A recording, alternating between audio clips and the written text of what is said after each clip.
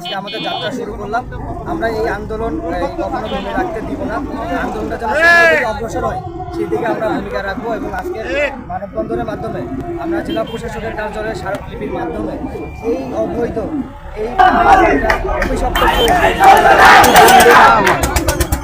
না, এই টোল বন্ধ না হওয়ার কোনো উপায় নেই। টোল আজ হোক টুডে হোক টুমোরো, এই টোলটা বন্ধ অবশ্যই হবে এবং সেই লক্ষ্যে আমরা কাজ করবো। দেখেন 5ই আগস্টের পরবর্তী সময় থেকে কিন্তু এই টোলটা বন্ধ ছিল, কিন্তু কুমারখালী স্থানীয় প্রভাবশালী কিছু কুচক্র মহলের কারণে এই টোলটা কিন্তু আমরা চালু যারা টোল চালুর নামে টোল বন্ধের নামে তারা টোল চালু করে দিয়েছে।